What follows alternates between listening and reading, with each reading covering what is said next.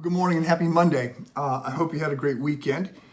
We are continuing with Paul's talk about application, vitamin A, about acting on what we learn and hear. Philippians 4:9 is the key passage.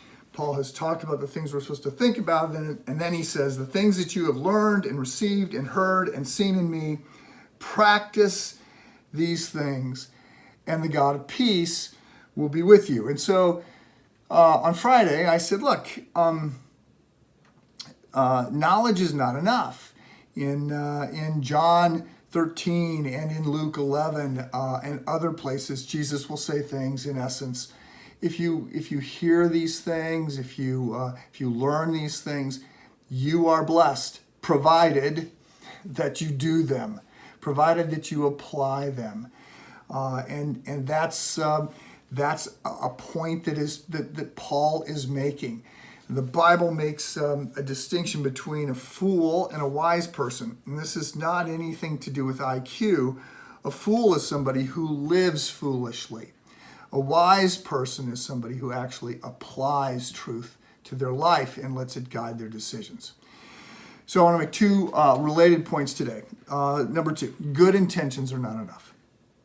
So knowledge is not enough, good intentions are not enough. And, there's a lot of lines that sort of make this kind of point. I used one a couple weeks ago, 5 frogs sitting on a log, 3 decide to jump, or 3 frogs sitting on a log, 2 decide to jump. I don't remember, but the question is how many frogs are still sitting on the log? And the answer is, well, all of them, because intending to do something and actually doing it are not the same thing.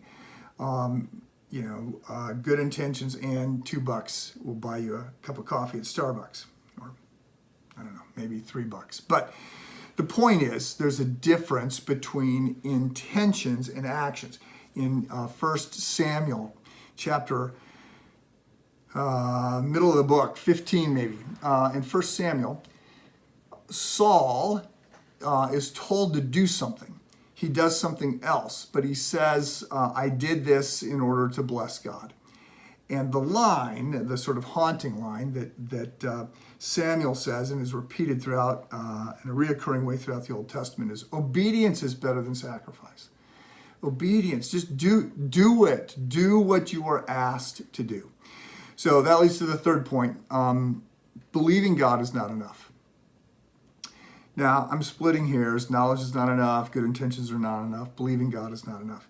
What is being addressed here is an act against Gnosticism, which was a big problem in the first century, and it's a different kind of problem today. It's not gone away, but the Gnostics, the word gnosis is the word for knowledge, and the Gnostics was this group that thought were saved by knowledge. They were particularly down on the physical world. And so John, the Apostle John, writing in 1 John, opens his letter to this epistle of 1 John by saying that he's writing about things that were from the beginning, that he has heard, that he's seen, that you have touched. He's talking about Jesus. Jesus was a real person. So today, everybody sort of concedes that there was a person named Jesus. Some disagree that he was God. Back then, most people were willing, that were in these getting these letters, were conceding that Jesus was God. They just disagreed that he was a person. They disagreed with the incarnation because the physical world was bad. And so this led some people saying the physical world was bad to try and punish their body. They became ascetics. I'm gonna starve myself. I'm gonna beat myself. I'm gonna do everything I can to try and kill the temptations of the flesh because it's all bad and evil. It was Greek thinking as well. Other people went the opposite direction. They said, look, the physical world is bad. It's unimportant. It doesn't matter. So they became not ascetics. They became libertines. They said, yeah, you can do whatever you want. Eat, drink, and be merry, because it's only your spiritual world. It's only what you know that matters. We're saved by what we know, not by how we live. And Paul is writing against that. John is writing against that. And look, so the point here is right thinking matters. We need to think well, but that has to translate into the way we live. We have to apply what we know. So, the things that you have heard and seen in me, Practice these things, and the peace of God will be with you. The advice from Paul. Hope you have a good day.